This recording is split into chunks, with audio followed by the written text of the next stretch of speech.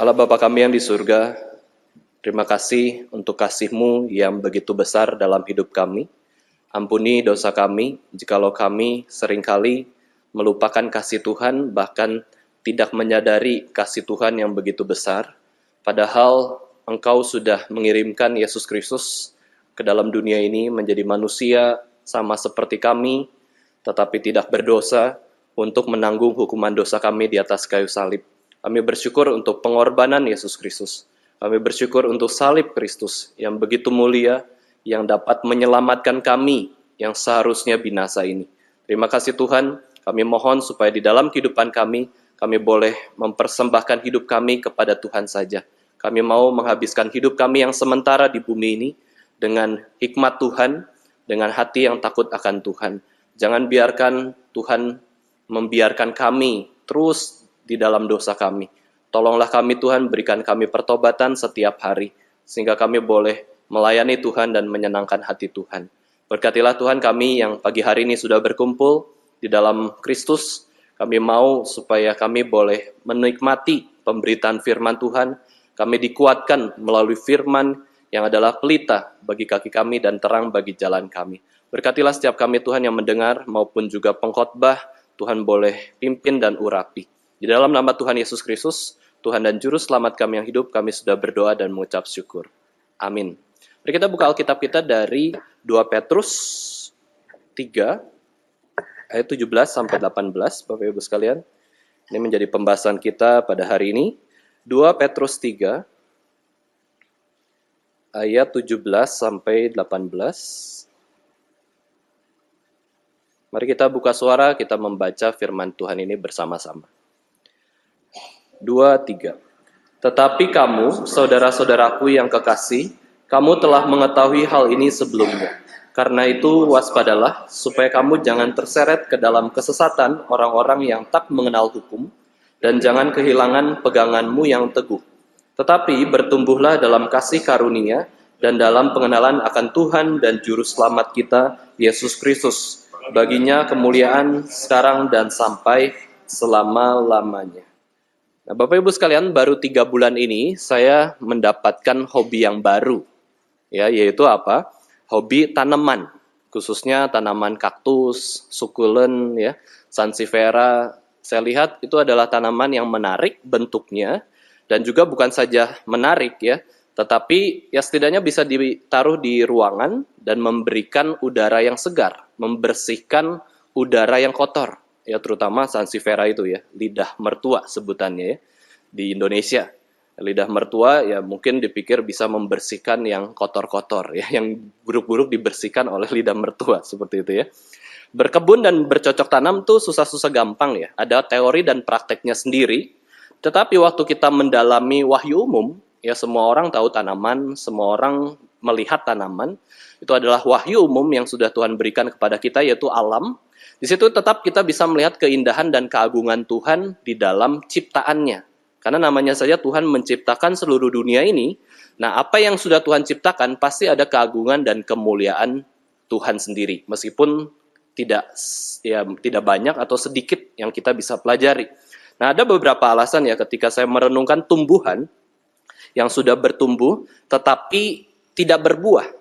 Selain memang jenisnya ada yang tidak berbuah, tetapi kenapa ada tumbuhan yang tidak berbuah padahal dia bisa berbuah, yaitu belum sampai batas umur untuk berbuah. Jadi kita bisa melihat pertumbuhan sendiri ada waktunya sendiri, ada waktunya masing-masing. Kita tidak bisa memaksa tumbuhan itu, ayo tumbuh tinggi dari 50 cm, ayo langsung 1 meter di dalam sehari 2 hari, tidak. Semua ada waktunya untuk bertumbuh, dan pertumbuhan itu ya dari anugerah Tuhan, wahyu Tuhan, ya, anugerah umum Tuhan. Ada musim berbuahnya sendiri, ada waktunya sendiri yang diatur oleh Tuhan. Lalu yang kedua adalah terjadi mutasi gen dari tanaman sehingga dia nggak bisa berbuah lagi. Entah situasi lingkungan di sekitarnya, atau ada kerusakan sel dalam tanaman tersebut sehingga dia memang nggak bisa berbuah. Atau yang ketiga juga, ternyata, ya, hal yang membuat tanaman tidak berbuah adalah ada pemberian pupuk dengan kadar nitrogen yang terlalu tinggi, sampai tanamannya itu terlalu rimbun dengan daun, sehingga ada bagian yang tidak terkena sinar matahari. Sehingga batang atau ranting yang tidak terkena sinar matahari tidak bisa berfotosintesis dan tidak bisa berbuah juga. Kurang air, cuaca ekstrim, serangan hama, ya, penyakit tanaman itu semua bisa membuat tanaman itu tidak berbuah ataupun tidak berbunga juga. Nah, suatu keindahan tanaman adalah ketika apa? Ketika tanaman itu menghasilkan buah. Itu yang diharapkan oleh setiap orang yang berkebun atau petani, ya. Mereka harapkan ada buahnya itu bisa menghasilkan hal yang baik bagi manusia sendiri. Tetapi yang kedua juga ada bunganya. Sehingga ada tanaman yang kita bisa lihat, wah, menghasilkan bunga, senang kita. Karena melihat keindahan dari bunga tersebut, sampai akhirnya di dalam bunga juga bisa ada bijinya, ya, ada putiknya, dan itu bisa menjadi pembibitan juga. Nah, ini adalah suatu hal yang kita bisa lihat dari tanaman. Sekedar belajar dari tanaman, ada yang berbuah, ada yang berbunga. Kalau tidak bisa berbuah dan berbunga, berarti harus diapain? Harus diperbaiki. Harus dirawat dengan baik, dianalisa, diintrospeksi, kenapa tanaman ini tidak berbuah? Kenapa tanaman ini tidak berbunga? Lalu kita temukan masalahnya, lalu diperbaiki. Nah, Bapak Ibu sekalian, prinsip ini penting untuk kita terapkan dalam setiap pekerjaan kita. Kalau saya belajar manajemen, ya, S1 manajemen, itu pasti ada pelajaran tentang manajemen masalah kan, ya. Bagaimana menyelesaikan masalah, ada urutannya juga. Pertama, cari tahu dulu masalahnya apa. Ya, baru ditemukan alternatif-alternatifnya bagaimana menyelesaikan masalah, lalu dicoba. Kalau alternatif satu tidak bisa, ya coba alternatif kedua untuk menyelesaikan masalah. Jadi masalah itu ya diidentifikasi dulu, ya dilihat dulu, itu baru kita bisa perbaiki. Ada target juga bagaimana kita mau menuju sasaran yang kita hendak capai. Yaitu apa? Supaya berhasil, supaya masalah ini dilewati, dibereskan, dan kita bisa bertumbuh atau berkembang. Baik dalam pekerjaan maupun kerohanian, kita bisa gunakan hal tersebut untuk bisa memperkembangkan suatu hal yang sudah Tuhan percayakan pada kita. Baik dalam pekerjaan, baik dalam keluarga, dalam pendidikan, dalam kerohanian, dalam gereja sekalipun, kita bisa minta pertolongan Tuhan demikian. Alkitab mengatakan bahwa tujuan kita diciptakan adalah memuliakan Tuhan, tetapi kita tahu masalahnya apa yang membuat kita tidak bisa memuliakan Tuhan. Dosa. Berarti dosa dibereskan dulu. Bagaimana membereskannya? Manusia tidak bisa membereskan dosa. Hanya Tuhan saja yang bisa membereskan dosa, dan Tuhan bisa membuat kita yang berdosa ini kembali memuliakan Tuhan. Solusinya di dalam Tuhan, di dalam Kristus. Bagaimana akhirnya kita bisa diselamatkan dari hukuman kekal kita di neraka, kita bisa masuk ke dalam hidup yang kekal, itu semua dilakukan oleh penebusan Yesus Kristus. Dan setelah kita ditebus, setelah kita diselamatkan, selanjutnya apa? Ya melayani. Selanjutnya apa? Ya bertumbuh, berbuah, berbunga. Ya, kita sudah diselamatkan. Kita sudah dapat jaminan yang pasti di dalam Yesus Kristus. Selanjutnya bagaimana? Bukan diam, tidak bisa. Orang yang sudah ada Roh Kudus dalam hatinya, Roh Kudus itu menguduskan. Roh Kudus ini membimbing kita supaya semakin serupa dengan Yesus Kristus. Itulah pertumbuhan rohani orang Kristen, yaitu kita mau bertumbuh dan berbuah di dalam Kristus, dan harus bersandar kepada pembentukan yang Tuhan berikan di dalam kehidupan kita. Alkitab mengatakan ada 3 hal yang membuat kita itu bisa bertumbuh. Ya, dimulai dari apa? Semua orang yang berdosa tidak bisa bertumbuh dalam Tuhan. Mereka sudah binasa, sudah tersesat. Alkitab mengatakan tidak ada yang benar, seorang pun tidak. Semua sudah jatuh dalam dosa dan telah kehilangan kemuliaan Allah. Nggak ada yang benar. Nggak ada yang rohaninya tuh hidup, nggak ada. Semua manusia yang berdosa rohaninya mati, terputus dengan Allah. Lalu bagaimana kita bisa kembali memuliakan Tuhan seperti sebelum manusia jatuh dalam dosa? Bagaimana manusia bisa diselamatkan dan mengenal Tuhan? Ada 3 hal yang akhirnya membuat hidup kita itu kudus atau suci, ya. Atau dalam arti kita boleh mengenal Tuhan dan hidup kembali rohani kita, yaitu adalah pertama darah Kristus. Ini yang kita beritakan di dalam gereja kita. Kita membicarakan soal Injil supaya orang yang belum percaya rohaninya boleh hidup, ya, boleh terhubung kembali dengan Tuhan dan boleh memuliakan Tuhan. Kita beritakan tentang Yesus Kristus. Lalu yang kedua yang menyucikan seseorang adalah firman Tuhan. Nah, setelah kita diselamatkan dalam Kristus, supaya kita terus bisa melakukan kehendak Tuhan, mempermuliakan Tuhan, menyenangkan Tuhan, kita harus bertumbuh di dalam firman Kristus. Iman timbul dari pendengaran akan firman Kristus. Darah Kristus, firman Kristus, dan yang ketiga yang terus membimbing kita untuk hidup suci adalah Roh Kudus. Kita bergantung kepada tiga hal ini untuk bisa apa? Bertumbuh. Apakah ketika kita sudah percaya Yesus, kita tidak mengingat Yesus? Harus ingat. Maka seorang hamba Tuhan mengatakan bahwa injililah dirimu setiap hari. Meskipun kamu sudah Kristen, meskipun kamu sudah percaya Yesus, injililah dirimu setiap hari. Kabarkan kabar baik kepada dirimu. Nah, caranya bagaimana? Ya dengan doa. Ya doa bersyukur kepada Tuhan. Mengingat Tuhan adalah suatu kebaikan, ya, adalah kabar baik. Kita juga bisa mengingat di dalam doa kita, ya bukan saja kepentingan kita, ya Tuhan berkati aku, ya berkati makananku, berkati pekerjaanku, berkati pendidikanku, berkati hidupku, semua hidupku, ya gitu ya. Bukan. Kita bicara soal Tuhan, dikuduskanlah namamu. Ya, itu bukankah itu yang diajarkan Yesus Kristus di dalam doa Bapa kami? Pertama-tama tuh bicara soal Tuhan. Terima kasih untuk Yesus yang mati buatku. Ya kan?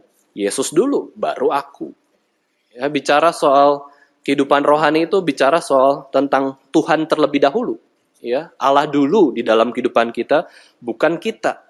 Kita mau supaya hidup kita terus bertumbuh. Inilah yang dituntut Tuhan. Inilah yang diharapkan Tuhan di dalam kehidupan orang Kristen. Supaya apa? Bertumbuh semakin serupa dengan Kristus. Ada waktunya? Ada. Tetapi ada juga tuntutan Tuhan, ada juga. Karena apa? Roh Kudus ada di dalam hati kita dan Roh Kudus pun mendorong kita untuk terus masuk di dalam pembentukan Tuhan. Supaya kita bertumbuh dalam Tuhan. Di ayat 17 dalam 2 Petrus ini, Bapak Ibu sekalian, di situ dikatakan supaya mereka waspada agar jangan tersesat atau terseret ya dalam kesesatan orang-orang yang tak mengenal hukum. Di sini Petrus menjelaskan bahwa orang-orang Kristen jangan jatuh terhadap pergaulan yang salah. Itu bisa menyeret kita. Jangan pikir orang Kristen itu imun terhadap pergaulan yang buruk. Sehingga kita mencobai diri kita akhirnya, sudahlah tetap bergaul dengan orang-orang yang pergaulannya buruk, perilakunya buruk, ajarannya salah. Padahal kita nggak kuat. Ya, kita pikir kita kuat. Begitu masuk dalam pergaulan, ternyata kita kalah terhadap mereka. Makanya ada seorang hamba Tuhan ya, penginjil. Ini orang-orang yang berpikir soal penginjilan. Menginjili itu, ya idealnya ya, pada umumnya bagi orang Kristen itu harus 2 lawan 1. Kalau bisa orang Kristen yang 2. Ya, orang yang bukan Kristen yang 1. Ya kalau kita dipanggil secara khusus jadi misionaris, mungkin bisa kita seorang diri melawan banyak orang-orang yang tidak mengenal Kristus atau menolak Kristus atau pergaulannya buruk. Ya Tuhan kasih anugerah lebih. Tetapi pada umumnya kita itu lemah. Makanya Paulus katakan di dalam firman Tuhan, pergaulan yang buruk merusak kebiasaan yang baik. Kebiasaan baik itu satu orang. Pergaulan yang buruk itu komunitas. Kita masuk ke komunitas yang buruk, ya kalah. Jangan pikir saya ada Roh Kudus, ada Tuhan. Iya memang, tapi kita juga ada daging yang berdosa ini. Kalau nggak ada yang memperingati kita, pasti jatuh. Itu yang membuat kita tuh pilih teman. Yaitu apa? Kita tidak mau jatuh dalam dosa, bukan sombong. Alkitab katakan harus pilih pergaulan, harus pilih teman. Ya, jangan semua terima. Kita terima semua itu kemanusiaan atau semua orang kita mau mengasihi itu menerima. Tetapi untuk masuk dalam hidup kita, jangan semua orang. Ya, Tuhan kita terima. Ya, orang-orang yang di dalam kekristenan, orang-orang yang suci, takut akan Tuhan kita terima. Tapi begitu orang yang betul-betul jahat, mau menipu kita, mau merugikan kita, ya kita tolak, kita bela diri. Itu membuat kita bijaksana. Bukan saja para pemuda dan remaja yang bisa jatuh ke pergaulan yang buruk, orang tua pun bisa jatuh ke dalam pergaulan yang buruk kalau tidak ditopang oleh Tuhan ya. Kalau kita membiarkan diri kita terus bergaul dengan orang-orang yang menipu, yang korupsi ya, kita bisa lemah. Maka dari itu kita butuh komunitas yang mendukung kita untuk bisa bertumbuh bersama-sama. Di sini Petrus mengatakan waspada. Waspadalah kamu, itu berarti betul-betul bahaya itu ada di depan kita, di sekitar kita. Meskipun orang Kristen punya Tuhan yang kuat, kita yang lemah, bukan Tuhan ya. Kita itu lemah, bisa jatuh dalam dosa, kita mudah terpengaruh. Nah, Bapak Ibu sekalian, kalau kita melihat ada plang ya, ada plang anjing galak, awas anjing galak. Berarti ada anjingnya dan kita bisa digigit, ya kan? Itu wajar. Nah, demikian ketika Petrus mengatakan bahwa sudah hati-hati ya, jangan sampai kamu terseret kepada orang-orang yang tak mengenal hukum, orang-orang yang inginnya melawan Tuhan, yang inginnya berbohong, merampok, mencuri. Sudah, kita jauhi. Itu pertama-tama nasihat untuk kita supaya kita boleh bertumbuh, ya pertama-tama ya jauhilah. Orang yang suka berbohong, suka menipu, ya suka akan uang, cinta akan uang, itu sangat merugikan banyak orang ya. Lalu di ayat 18, bertumbuhlah dalam kasih karunia, dalam pengenalan akan Tuhan dan Juru Selamat kita, Yesus Kristus. Nah, Bapak Ibu sekalian, saya pernah bertemu dengan seorang ibu ya. Ini waktu di Semarang, dia mengalami kehidupan yang sulit ya, secara ekonomi dan juga keluarga lah. Anaknya cukup banyak ya, ada 5 anak. Kemudian suaminya itu sedang sakit, keadaan ekonominya makin sulit. Terus dia memohon kepada siapa? Ya, dia memohon kepada Tuhan sampai kurang lebih dia seperti bernazar ya, atau berjanji, berkomitmen kepada Tuhan. Kalau suami saya sembuh, maka saya akan melayani Tuhan dengan lebih giat. Saya akan mau berkomitmen, mau melayani Tuhan, mau hidup kudus di hadapan Tuhan. Saya mau taat, lebih taat lah dibandingkan sekarang di dalam kondisi yang terpuruk ini. Ya, secara ekonomi, kemudian suaminya sakit ya. Dan akhirnya apa? Bapak Ibu Saudara sekalian, dia ceritakan bahwa akhirnya suaminya betul sembuh, tapi maksudnya adalah sembuh dari dunia ini. Ya, meninggal dunia, sudah nggak pernah sakit lagi. Ya, karena sudah meninggal. Lalu bagaimana dengan janjinya kepada Tuhan? Apakah akhirnya kemudian dia katakan, karena suami saya meninggal, saya tidak mau ikut Tuhan lagi, tidak ke gereja lagi, tidak melayani Tuhan lagi? Tidak. Dalam kehidupannya justru ketika suaminya sudah dipanggil Tuhan, dia tidak lupakan janjinya untuk taat kepada Tuhan.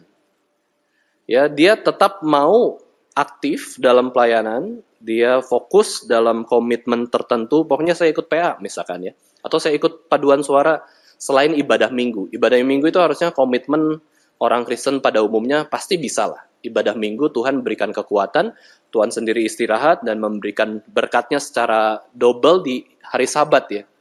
Nah kemudian dia coba komitmen di weekdays atau bukan hari Minggu ya. Nah dia coba fokus di satu hal, sekalipun hujan, sekalipun ada apapun, saya komitmen saya datang PA, misalkan kayak gitu ya komitmennya. Satu komitmen di dalam hidupnya yang dimana dia berelasi dengan Tuhan. Dia komitmen, terus tekun, dan disinilah kita bisa melihat iman. Iman ya bukan muncul waktu doanya dikabulkan.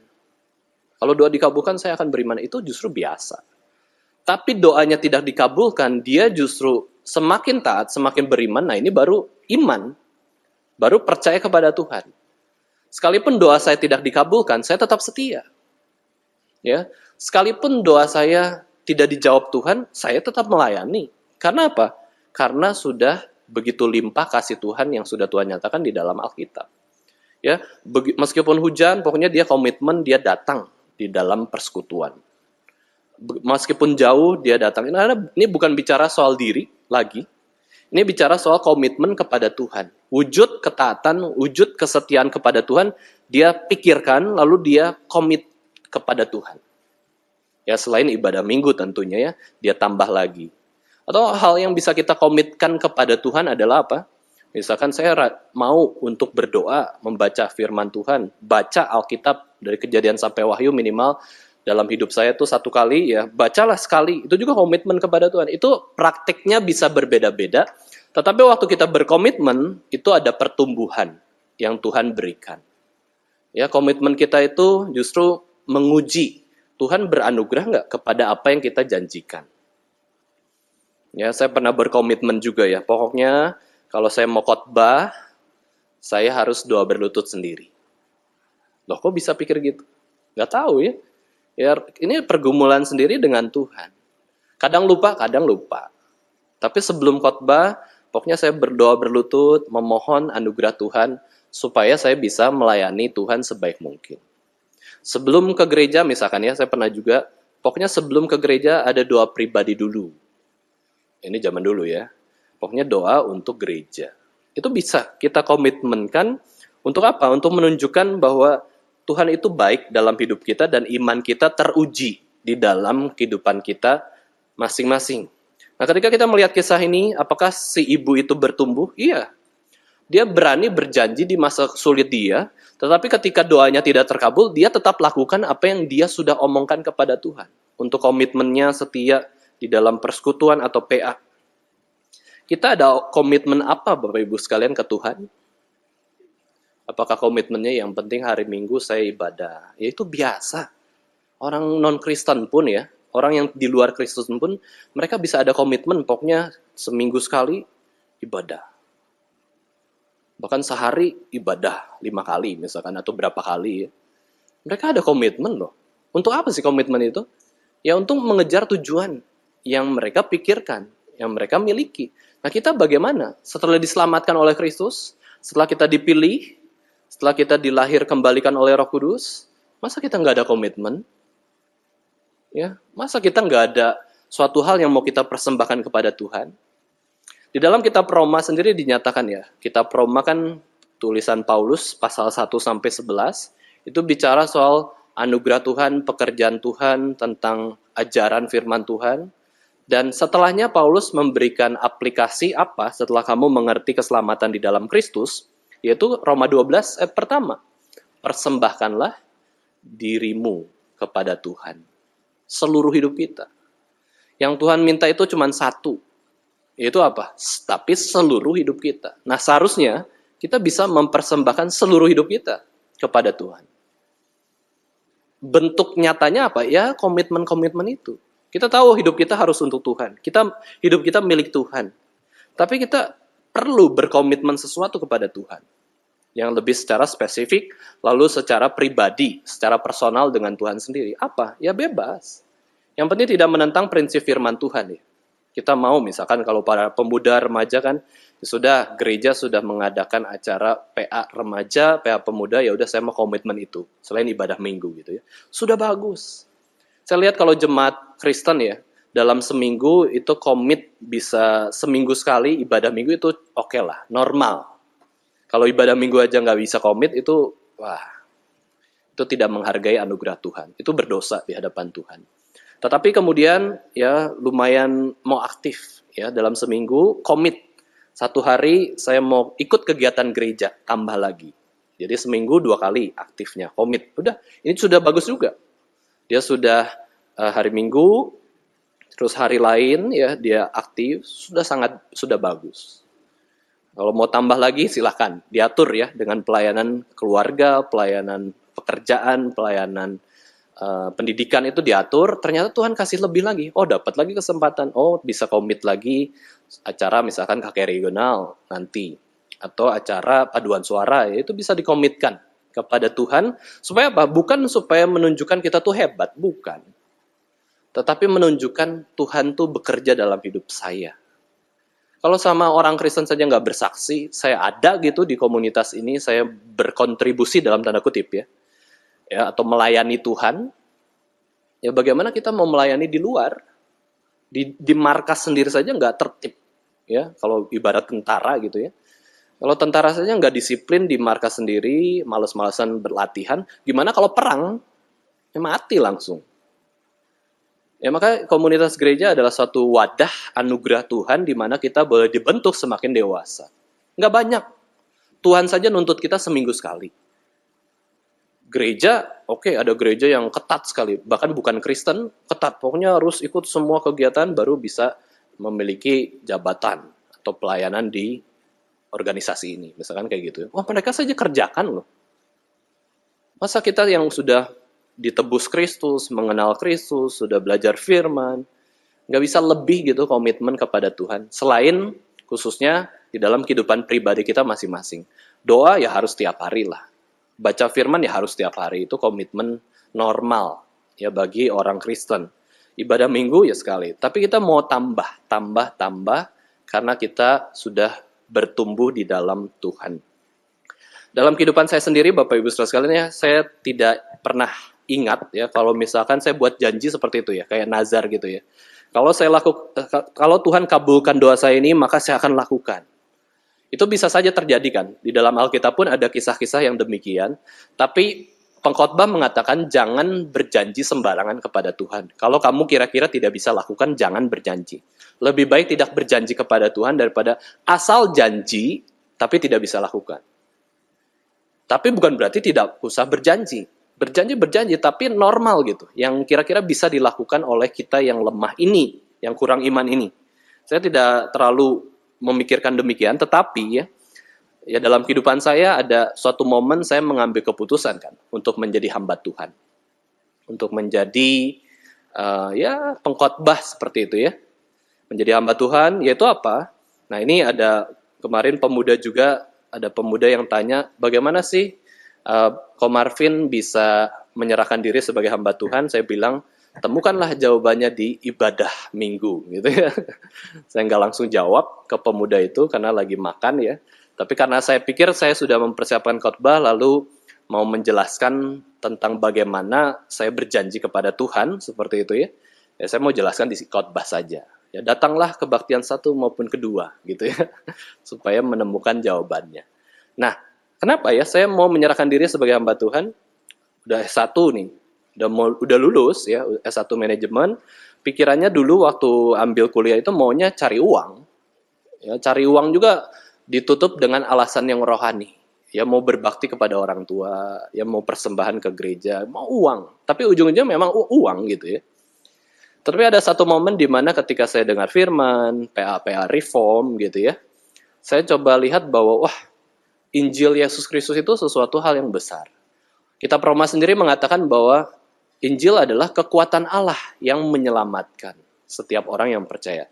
Kekuatan ini disebut atau kata Yunaninya apa? Dinamos ya, atau seperti dinamit, suatu ledakan.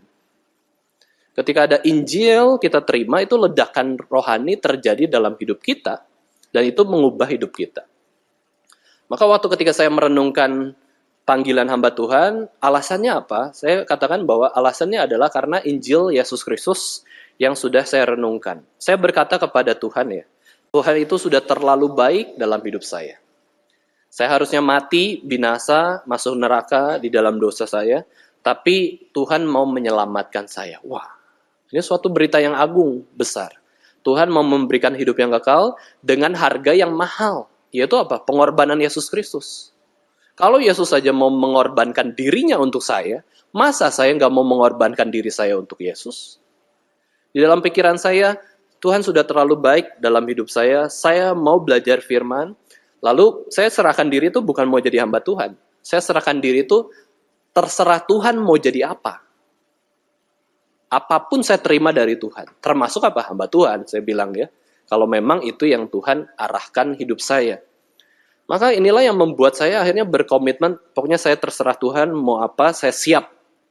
Lalu di dalam waktu kuliah saya, ya umur 20 tahun, ya mulai bergumul, terus masuk skripsi. Nah di skripsi itu banyak kesempatan atau pimpinan Tuhan ya intinya, saya akhirnya tahu informasi lah tentang STT ya. Kemudian diarahkanlah ke STT mana, dan akhirnya juga coba open house di STT lain. Saya coba open house, ikut sana berapa hari jadi seperti mahasiswa teologi ya. Terus kemudian akhirnya sudah menetapkan diri di STTRI ya. Nah ini juga adalah suatu rancangan Tuhan yang indah ya. Ketika kita berkomitmen kepada Tuhan ya tentang hal tertentu, itu membuat kita juga menyadari bahwa kenapa saya bisa berkomitmen ini. Ya. Kenapa saya bisa mengucapkan hal ini? Berarti Tuhan sudah memberikan kemampuan saya minimal untuk berpikir memuliakan Tuhan atau bertumbuh di dalam Tuhan. Ya, orang Kristen yang sudah diselamatkan, Rasul Petrus mengatakan, bertumbuhlah, ya, bergeraklah, jangan diam dan akhirnya stagnan. Dan itulah yang artinya namanya progressive sanctification. Sebenarnya kita akan terus berprogresif. Ya, cuman ya progresifnya sejauh apa itu juga tergantung ya tanggung jawab kita di hadapan Tuhan. Masalah keselamatan 100% pekerjaan Tuhan, tetapi masalah pengudusan atau pertumbuhan rohani itu adalah anugerah Tuhan 100%, tetapi tanggung jawab manusia juga 100%. Jangan hilangkan tanggung jawab kita. Pokoknya Tuhan pasti kasih pertumbuhan. Kita diam aja. Ya, kita tidak berpikir, kita tidak berdoa, kita tidak baca firman. Apakah kita bisa bertumbuh? Enggak. Nah, bertumbuh tuh nasihatnya kenapa? Di sini Petrus mengatakan, ayo bertumbuhlah. Di dalam bahasa Yunaninya, ya kata bertumbuh itu ada sifat-sifat yang muncul. Yang pertama adalah sifat perintah. Ya, bertumbuhlah, Petrus katakan ya. Bertumbuh. Nah, ini uniknya ya. Kalau kita ngomong ke tanaman, ke hewan ya, bertumbuh, mereka diam aja. Ya, mereka bertumbuh sesuai dengan secara fisik. Tapi yang dimaksudkan Tuhan bertumbuh itu secara rohani. Bertumbuh berarti itu sifat perintah. Bukan perintah kepada tubuh ini ya. Tubuh ini kan otomatis bertumbuh. Namanya seiring berjalannya tahun-tahun kehidupan kita. Tapi yang dimaksudkan Petrus adalah bertumbuh rohani kamu. Ayo bertumbuh. Di dalam pengetahuan kamu, di dalam sikap hati kamu, di dalam iman kamu, di dalam ketekunan kamu, ayo bertumbuh. Bisa kok. Roh Kudus sudah ada dalam hati kamu, dan Roh Kudus adalah pribadi yang ingin terus menumbuhkan kita. Semakin serupa dengan Kristus. Kamunya yang males-malesan, kamunya yang menolak. Ya, kamunya yang tidak mau bertumbuh. Maka di dalam kata bertumbuh ini ada sifat perintah, yaitu menjelaskan bahwa ada tuntutan Tuhan. Ayo, mau bertumbuh nggak? Kalau kita tidak mengatakan saya mau bertumbuh, ya nggak akan bertumbuh. Ya kita terus stagnan, terus tidak dipakai Tuhan. Ini adalah suatu perintah seperti komandan kepada prajuritnya. Ayo, berperang. Ayo, bertahan. Ayo, bangun. Nah, Allah inginkan kita bertumbuh dalam rohani kita dengan setiap talenta yang Tuhan percayakan kepada kita semua. Ya, terus ditambahkan, terus ditambahkan. Tapi jangan sampai kita jadi rutinitas. Ya, saya sudah cukup. Nah, ada juga ya, jemaat yang sudah aktif, karena merasa diri sudah aktif, ya sudah. Nggak mau coba lagi pelayanan yang lain atau terlibat di dalam kegiatan yang lain, sehingga tidak ada ambisi rohani untuk mengembangkan kerajaan Tuhan. Ya, nah ini ada seorang ya, ini contoh dari pendeta Stephen Tong dan pendeta Ivan gitu ya. Pendeta Ivan itu pernah tanya pendeta Stephen Tong, waktu dia pelayanan di pusat, masih barulah melayani sebagai hamba Tuhan, itu pendeta Ivan ya. Terus dia tanya kepada Pak Tong, job desk saya apa? Ya, job desk tuh ya deskripsi pekerjaan tuh ini ada listnya gitu ya. Terus ditanyalah ya Pak Ivan pikir apa ya hamba Tuhan tuh harus ngapain? Bingung ya. Terus tanya Pak Tong. Terus Pak Tong ketika meresponi pendeta Ivan itu dia kecewa. Kok kamu nanya sih? Job desk kamu apa? Kamu hamba Tuhan. Kamu pikir sendiri, ya. Kamu gumulkan sendiri bersama dengan Tuhan. Tapi Patong lebih praktis, dia katakan kamu itu bos atau karyawan. Ya. Kamu hamba Tuhan tuh pemimpin loh. Ya kurang lebih dalam tanda kutip bos gitu ya. Pemimpin atau karyawan. Ya kalau sebatas menaati perintah saja itu kurang. Nih, perintah dari atasan ini, ya khotbah ini dan itu selesai, kita bereskan. Itu tidak cukup. Itu mental karyawan, disuruh bos saya nurut. Tetapi ya kurang inisiatif atau aktif. Nah, kalau bos kan aktif ya. Dia akan memikirkan perkembangan. Nah, itu yang sebenarnya memiliki sifat atau ciri orang bertumbuh itu dia kayak mengatur sendiri bagaimana hidup saya itu berbuah. Ya bertumbuh di dalam Kristus. Ngatur sendiri bagaimana ya. Nggak cuman dinasihati orang tua nurut, misalkan ya para remaja, para pemuda ini nurut. Dikasih tahu orang tua nurut. Nggak ada unsur keaktifan dari diri sendiri. Padahal harusnya mikir, gimana ya membuat saya itu bertumbuh dalam Tuhan. Ya mental boss, ya mental pemimpin yang mau mengembangkan apa yang sudah Tuhan percayakan. Ya akhirnya ya sudah. Ya dijelasin prinsipnya ya kamu hamba Tuhan ya harus aktif sendiri, pikir apa yang kamu bisa kerjakan, jangan dari bos aja ya, dari atasan kasih perintah atau dari jemaat kasih masukan saya turuti, enggak ya. Kalau bisa buat sesuatu yang baik ya, yang dibutuhkan, yang bisa menjangkau orang, ya lakukanlah ya. Itu pertama ya, sifat perintah. Yang kedua adalah kata bertumbuh ini juga bicara soal sifat aktif. Ya bukan saja perintah dari atas ya ke bawah, dari Tuhan ke kita, tapi juga dari sikap hidup kita yang mau terus memiliki karakter yang aktif. Ya, jadi punya kuasa atau kualitas untuk bekerja, tidak bergantung pada hal eksternal. Kalau perintah kan eksternal, nih perintah gitu ya. Tapi kalau aktif itu dari diri sendiri, dari internal kita, kita berpikir dan juga mau melakukan sesuatu yang baik, mengejar suatu pekerjaan, aktivitas yang lebih banyak lagi. Nah, ini adalah sikap yang baik sebagai orang Kristen, kita mau aktif. Ya, menjadi jemaat yang aktif gitu ya. Ada jemaat pasif, ada jemaat aktif. Ada pengurus aktif, ada pengurus pasif gitu ya. Ada hamba Tuhan aktif, ada hamba Tuhan pasif. Jabatan itu ada, tapi tergantung dia tuh aktif, tidak aktif ya. Itu menentukan pengaruhnya. Ya bersyukur ya Bapak Ibu Saudara sekalian, di dalam gerakan Reform Injili kita bisa lihat keaktifan Pendeta Stephen Tong sendiri di dalam menggerakkan, memimpin gerejanya. Ya setiap Sabtu dia rapat, itu masterclass ya untuk para pengurus hamba Tuhan ya. Itu ada, dia memimpin. Terus kalau ada kesempatan pelayanan penginjilan, kapin, KKR, dia pergi gitu ya. Terus dia mengurus mandat budaya, mandat Injil, itu semua diurus. Dia juga pokoknya hidup dan bergerak, itu aktif kan. Ada gerakan, ada kemajuan ya di dalam kerohaniannya. Nah, MRI Makassar juga harus aktif ya, terus memanggil orang untuk datang kepada Yesus Kristus. Ya, kita harus pikir juga soal waktu kita. Ya, memang waktu kita gereja ini umur berapa, itu kita harus pertimbangkan seharusnya bagaimana di umur yang demikian. Itu membuat kita tuh mau terus memiliki harapan dan doa dan juga target ke depannya. Dalam dunia pendidikan ada active learning, ada passive learning ya. Kalau aktif itu kita belajar mempraktekkan. Kalau pasif itu mendengar. Ya, dikatakan di dalam dunia pendidikan itu mendengar sedikit ya, yang bisa membuat kita tuh bertumbuh. Tapi beda dengan firman Tuhan. Firman Tuhan katakan iman timbul dari pendengaran akan firman Kristus. Itu beda. Ya, cara mendengar orang Kristen dengan cara mendengar orang di dalam dunia pendidikan beda. Waktu kita mau mendengar, kita ada ketundukan, kita ada hormat, kita mau terima, ingat ya di dalam hati kita lewat telinga tentang firman Tuhan, dan itu berpengaruh dalam kehidupan kita. Kita iman semakin tinggi, semakin besar di hadapan Tuhan. Ya, mari kita buka Alkitab kita Bapak Ibu sekalian dari Ibrani 4 ayat 12.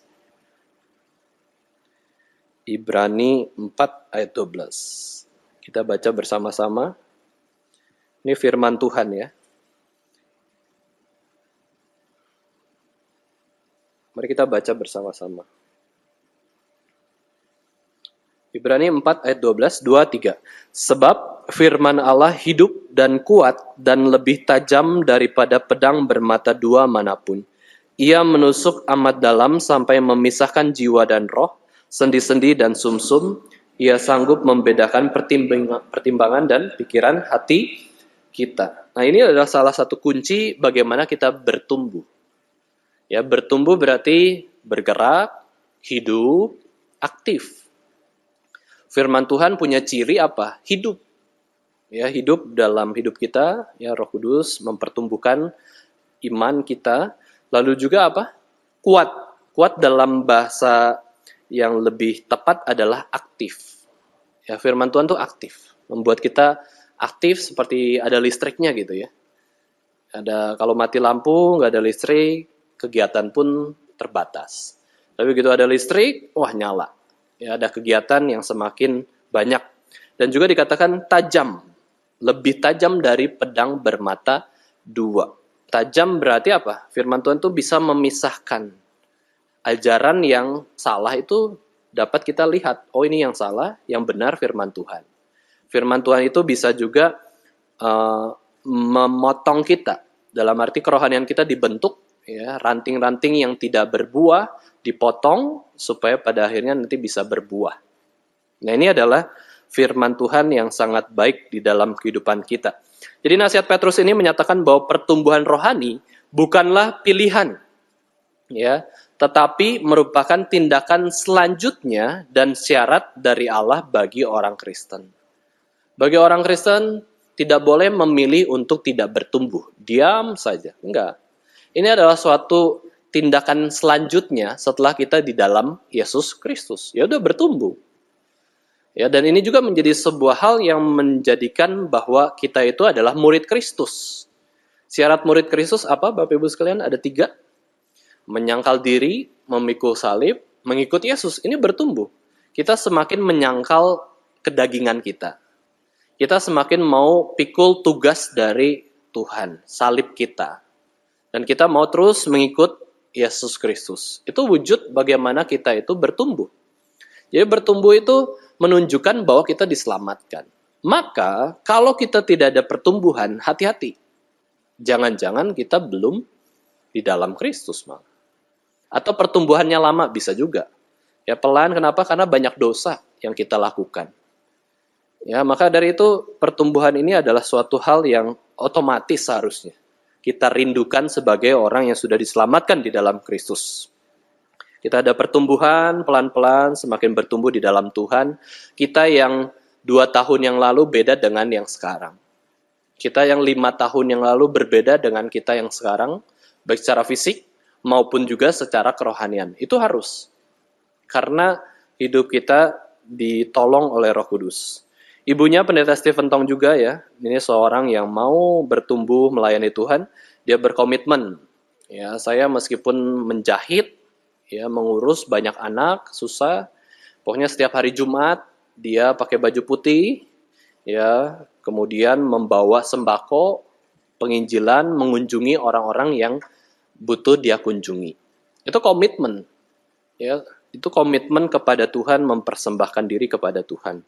Ada orang yang menggunakan uangnya untuk menjalankan mandat ya, pendidikan Kristen, persembahan ratusan juta. Ada orang yang memiliki uang lebih, dia persembahkan untuk pekabaran Injil. Itu juga adalah sebuah komitmen ya di hadapan Tuhan yang menumbuhkan iman kita. Perpuluhan pun ya, Bapak Ibu sekalian, ini juga sebuah komitmen. Saya belajar untuk memberi perpuluhan. Ya, sebulan sekali 10% kepada Tuhan. Kenapa? Karena Tuhan sudah mencukupkan kehidupan saya mau mempersembahkan kepada Tuhan. Itu juga adalah suatu komitmen. Nah, Rasul Petrus memerintahkan agar orang Kristen bertumbuh dalam hal apa saja. Nah, di dalam ayat ini, Bapak Ibu sekalian, ada 3. Ya, di mana Rasul Petrus mau kita bertumbuh. Selain tadi banyak penjelasan yang saya sudah jelaskan ya, tetapi ada 3 hal yang menjadi pemikiran di dalam 2 Petrus ini. Yang pertama adalah bertumbuh dalam anugerah atau kasih karunia, grace ya. Bertumbuh dalam anugerah maksudnya apa? Apakah anugerah itu bisa kita minta terus Tuhan beri karena permintaan kita? Enggak. Anugerah adalah sesuatu yang tidak layak kita terima, tetapi Tuhan kasih secara cuma-cuma. Lah, bertumbuh dalam anugerah gimana? Bukankah bertumbuh itu usaha kita juga selain anugerah Tuhan ya? Lalu maksudnya bertumbuh dalam anugerah bagaimana sih? Yaitu bagaimana kita terus mau dekat-dekat dengan anugerah Tuhan. Di dalam teologi reform kita sudah diajarkan ada sarana-sarana anugerah, means of grace, atau alat-alat anugerah, atau instrumen-instrumen anugerah, di mana kalau kita dekat di situ atau ikut di sana, Tuhan bisa melimpahkan anugerahnya lebih limpah. Kita hidup dalam anugerah Tuhan. Dunia ini ya, wahyu umum, atau common grace kan. Berarti kita di dalam anugerah Tuhan. Kita limpah melihat alam hati nurani Tuhan berikan kepada kita. Tetapi ada anugerah yang lebih khusus yang Tuhan berikan, yaitu di dalam Kristus maupun juga firman Tuhan. Yaitu apa? Anugerah pertumbuhan iman. Ya, kita perlu sadar bagaimana Tuhan mengasihi kita. Itu pun adalah anugerah. Kita memikirkan hitung berkat Tuhan. Ya, ada lagu himne kan? Bicara soal hitung berkat Tuhan, itu bertumbuh dalam anugerah. Tuhan sudah memberikan saya begitu banyak, saya juga mau mempersembahkan hidup bagi Tuhan. Martin Luther pernah mendefinisikan apa itu anugerah. Ya, bagi Martin Luther, anugerah itu apa sih? Pengampunan Tuhan. Ya, ini bertumbuh dalam anugerah. Yaitu ketika kita merenungkan pengampunan Tuhan, wah kita bisa bertumbuh semakin memiliki hati yang mengampuni. Ya, ketika kita dekati sarana-sarana anugerah, kita ikuti sarana-sarana anugerah, itu apa? Firman Tuhan, doa, sakramen, ya. Itu sarana anugerah. Tuhan bisa menyatakan anugerahnya secara limpah bagi kita. Nah, itu namanya bertumbuh di dalam anugerah. Kita membuka diri kita untuk menerima anugerah Tuhan, mau dekat-dekat dengan anugerah Tuhan itu sendiri, ya. Yang kedua adalah bertumbuh dalam pengenalan atau knowledge tentang Tuhan dan Juru Selamat kita, yaitu Yesus Kristus. Yesus Kristus adalah poros iman Kristen. Ya, seharusnya pribadi yang pertama-tama kita ingin kenal secara lebih dalam tuh bukan orang yang kita cintai, bukan keluarga kita sebagai orang Kristen, ya. Kita pertama-tama itu ingin mengenal Yesus Kristus itu siapa sebenarnya di dalam kehidupan kita. Bukan saja Tuhan dan Juru Selamat, tetapi juga Dia itu Allah yang seperti apa. Kita ingin mengenal nama-nama Kristus yang begitu banyak di dalam hidup kita, ya. Tambah pengetahuan akan firman Tuhan, ada komitmen mau terus mengenal Kristus dalam kehidupan kita. Dan yang ketiga adalah bertumbuh dalam mempersembahkan segala sesuatu bagi kemuliaan Allah sampai selama-lamanya. Ya, kita mau hidup kita soli Deo Gloria. Semua kita kembalikan kepada kemuliaan Allah.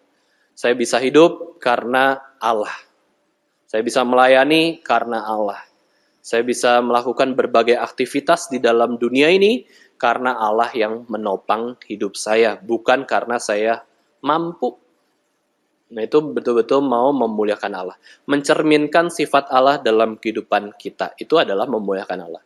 Jadi Petrus mengatakan, ayo bertumbuhlah dalam anugerah.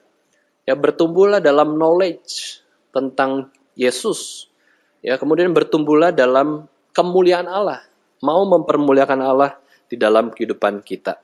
Dan terakhir, Bapak Ibu Saudara sekalian, saya ingin membagikan beberapa hal yang bisa mempertumbuhkan iman kita secara praktis, ya. Ada dibagi dalam dua bagian. Yang pertama adalah disiplin rohani secara pribadi atau individu. Ya, ini dari kaum Puritan saya coba cari, ya. Bagaimana sih supaya kita bisa bertumbuh secara individu atau pribadi, personal dengan Tuhan. Relasi dengan Tuhan itu bagaimana? Nah, orang-orang Puritan mengatakan yang pertama adalah kita merenungkan kitab suci. Ini sudah tahu, ya. Oh ya, sudah tahu kok, apalagi orang Reform, ya. Kita selalu berpusat pada firman Tuhan. Betul. Tetapi merenungkan firman Tuhan itu bukan bicara soal head work atau pekerjaan kepala. Tetapi itu juga soal hard work. Ya, bukan soal kognitif, kita tahu firman, hafal firman, ya. Banyak kok orang non-Kristen hafal firman juga. Ya, mereka lebih fasih malah kutip-kutip ayat, ya, untuk menyerang kekristenan. Tapi bagaimana, ya, kita merenungkan firman itu adalah dengan dari kepala menuju hati. Ya, ada yang mengatakan itu adalah jarak terjauh. Ya, jarak terjauh bagi kita yang mau melakukan firman itu adalah dari kepala ke hati itu susah banget. Ya, kita untuk melakukan firman. Jadi kita mau merenungkan firman Tuhan dan dari kepala ke hati dan itu mengubah hidup kita. Thomas Watson mengatakan, ya, jangan berhenti membaca Alkitab sampai Alkitab memberi kehangatan dalam hatimu. Waktu baca Alkitab, terus renungkan, pikirkan, sampai hati kita tuh hangat. Itu kayak mobil mungkin, ya. Dipanasin, ya. Kita panaskan mobil, sampai mesinnya hangat. Ya, kita juga sama, ya. Ini ibarat hati kita tuh beku, ya, dingin. Karena dunia yang berdosa ini, diri kita berdosa. Begitu baca firman tuh perlu, ya, terus merenungkan sampai kita menyadari anugerah Tuhan. Semakin hangat hati kita dan mau melakukan firman Tuhan. Nah, ini adalah perenungan firman yang pertama, ya. Setiap orang Kristen adalah seorang pengkhotbah bagi jiwanya. Ini ada seorang teolog juga mengatakan demikian. Kita itu pengkhotbah bagi diri kita sendiri. Ya, karena firman Tuhan sudah Tuhan sediakan. Yang kedua adalah merenungkan surga, ya. Jadi mengingat pemilik surga dan juga kita betul-betul mau untuk hidup kudus maksudnya. Apa yang ada di surga kita boleh tarik sedikit ke bumi ini yang penuh dengan dosa. Itu membuat kita tuh mau taat, ya, memperjuangkan kemurnian hati dan juga kita bisa mempersiapkan diri memasuki surga dengan lebih baik. Ini sebuah istilah bagaimana kita sudah merenungkan surga, membawa surga ke dalam dunia ini. Di surga tidak ada dosa, di surga ada Tuhan, kita mau hadirkan hal tersebut di dalam dunia ini. Yang ketiga adalah merenungkan ciptaan. John Calvin mengatakan ciptaan Tuhan, ya seluruh dunia ini, hewan, tumbuhan, gunung-gunung, daratan, lautan, ya alam semesta, itu adalah teater kemuliaan Allah. Jadi bagaimana membuat kita bertumbuh merenung? Ya, merenung apa? Firman Tuhan, merenung surga, merenung ciptaan Tuhan yang begitu indah. Itu secara personal. Ya, bagian yang kedua adalah public spiritual disciplines atau disiplin rohani secara publik. Yang pertama adalah hadirlah terus di dalam public worship seperti ini. Ya, ibadah minggu itu sangat baik ya. Itu perintah Tuhan juga. Kenapa? Karena kehadiran Allah di dalam publik itu jauh lebih besar daripada kehadiran Allah secara personal. Itu ibarat ya, kehadiran Tuhan secara privat itu seperti arus air biasa yang sedikit. Ya, sedikit kucuran air. Tapi kalau kita ibadah bersama-sama, ya, bersama dengan saudara seiman, kehadiran Tuhan itu lebih nyata seperti air sungai yang mengalir. Ya. Maka dari itu sangat bersyukur ya kalau kita bisa beribadah bersama-sama itu Tuhan tuh hadir secara nyata di dalam kehidupan kita, ibadah publik ya. Itu membuat kita juga bisa betul-betul ditransformasikan serupa dengan Kristus. Ada ibadah, ada firman, ada persekutuan. Ya, bukankah ini gambaran surga? Ya, ada ibadah, ada Allah sendiri, ada persekutuan dengan saudara seiman. Yang kedua adalah doa tiap hari dan ibadah keluarga. Ya, mungkin ini adalah suatu praktek yang jarang ya zaman sekarang. Padahal ini sangat penting. Ayo coba ibadah keluarga di rumah kita masing-masing. Ya, seorang ayah memimpin keluarganya untuk ayo berdoa, ayo baca firman. Untuk apa belajar firman di ibadah minggu kalau pada akhirnya kita tidak bisa mempraktekkan ibadah keluarga di keluarga kita? Ya, baca firman, jelasin firman, ajak nyanyi, ya, ajak berdoa. Itu justru ibadah minggu menjadi latihan kita diutus untuk melakukan ibadah di seluruh kehidupan kita. Ya, seluruh hidup kita adalah pelayanan. Seluruh hidup kita adalah ibadah kepada Tuhan. Nah, di dalam konteks keluarga, itu suatu institusi sendiri ya, yang sudah Tuhan berikan kepada masing-masing kita, ada pemimpinnya, ada kepala keluarganya. Di situ kita bisa mengusahakan supaya bisa bertumbuh semakin murni, ya semakin suci di dalam ibadah keluarga. Dikatakan bahwa seseorang kepala keluarga melayani sebagai seorang gembala terhadap anggota keluarganya. Ini adalah cara yang kedua ya, bagaimana secara publik kita bisa bertumbuh bersama-sama. Dan yang ketiga adalah kita merenungkan Sabat. Ya, tadi bicara soal ibadah bersama, itu tidak tentu hari Sabat ya, tapi ibadah bersama bisa persekutuan, bisa PA. Tapi poin yang ketiga ini adalah kita merenungkan Sabat atau melakukan Sabat di hadapan Tuhan. Ya, waktu kita hari Sabat kita ingat, oh ya besok ibadah minggu, kita mau datang, kita mau beribadah, kita merenungkan Allah yang sudah bekerja selama hidup kita dan beristirahat di hari Sabat. Allah yang tidak perlu tidak perlu beristirahat, dia mau beristirahat di hari Sabat. Oh, berarti ya udah, kita datang kepada Tuhan. Allah yang sudah bekerja dalam seminggu kehidupan kita mau merenungkan. Bersyukur ya, Senin sampai Sabtu boleh terlalui bersama dengan Tuhan. Kalau bisa melalui Senin sampai Sabtu, itu karena anugerah Tuhan.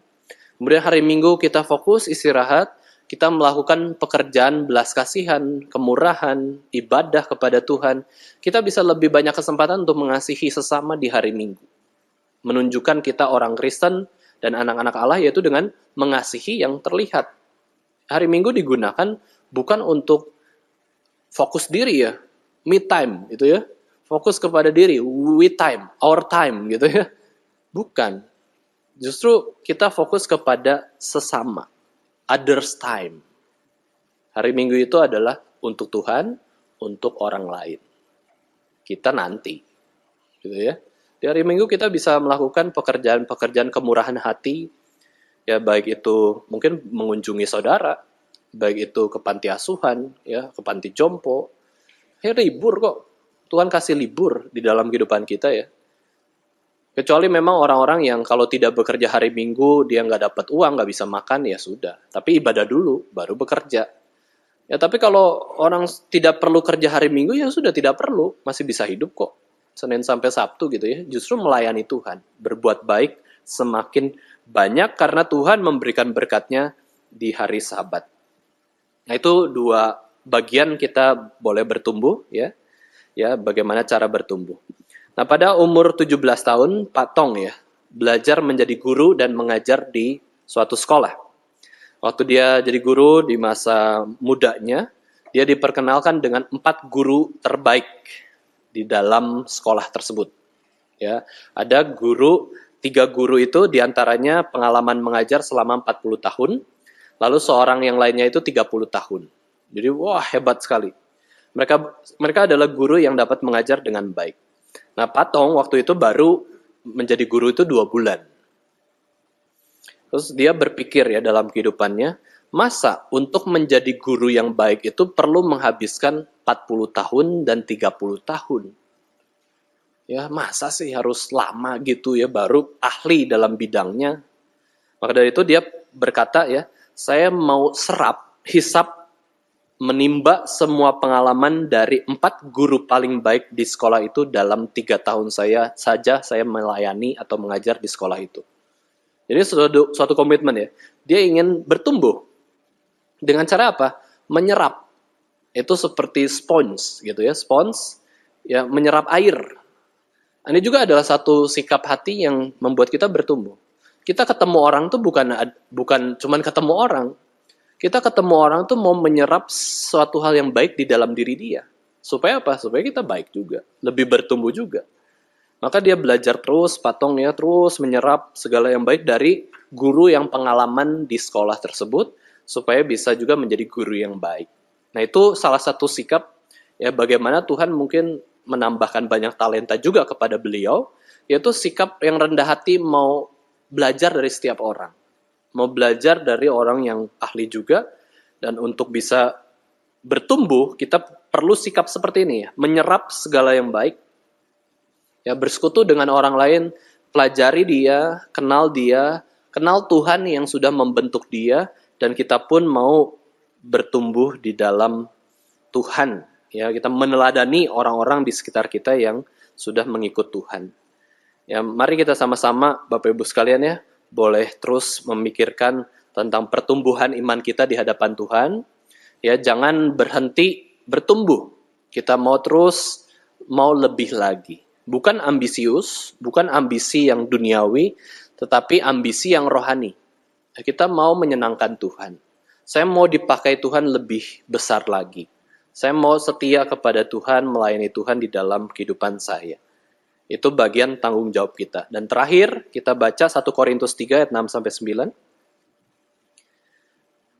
Jangan lupakan prinsip ini ya. 1 Korintus 3 ayat 6-9. Ini kunci pertumbuhan. Ini Paulus menjelaskan demikian ya. Mari kita baca bersama-sama. 1 Korintus 3 ayat 6-9. 2-3. Aku menanam, Apolos menyiram, tetapi Allah yang memberi pertumbuhan. Karena itu yang penting bukanlah yang menanam atau yang menyiram, melainkan Allah yang memberi pertumbuhan. Baik yang menanam maupun yang menyiram adalah sama, dan masing-masing akan menerima upahnya sesuai dengan pekerjaannya sendiri. Karena kami adalah kawan sekerja Allah, kamu adalah ladang Allah, bangunan Allah. Setelah kita berpikir panjang lebar, ayo bertumbuh, ayo usahakan bertumbuh, jangan lupa Allah lah yang memberi pertumbuhan. Maksudnya apa? Jangan lupa berdoa, jangan lupa rendah hati, jangan lupa meminta kepada Tuhan bahwa Allah lah yang bisa kasih pertumbuhan, bukan usaha kita. Kita bisa berusaha betul, tetapi Tuhanlah yang memberikan pertumbuhan rohani dalam hidup kita. Ya, mari kita sama-sama berdoa kepada Tuhan. Ya Bapa kami ada di surga, Kami bersyukur pada hari ini Engkau sudah memberikan kembali firman Tuhan yang boleh kami dengar di hari Sabat, mengingatkan kami bahwa kami sudah diselamatkan oleh Yesus Kristus, dan kami pun memasuki tahapan yang baru di dalam kekristenan, yaitu tahapan untuk bertumbuh di dalam Kristus, berbuah di dalam Kristus, dan juga betul-betul memuliakan Kristus saja. Terima kasih Tuhan untuk seluruh hal yang boleh terjadi dalam hidup kami.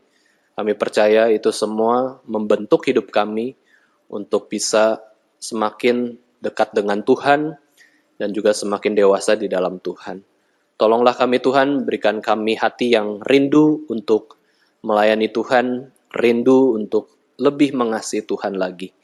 Pimpinlah Tuhan setiap kami supaya boleh senantiasa melakukan kehendak Tuhan saja dalam hidup kami. Dalam nama Tuhan Yesus Kristus, Tuhan dan Juru Selamat kami yang hidup, kami sudah berdoa. Amin.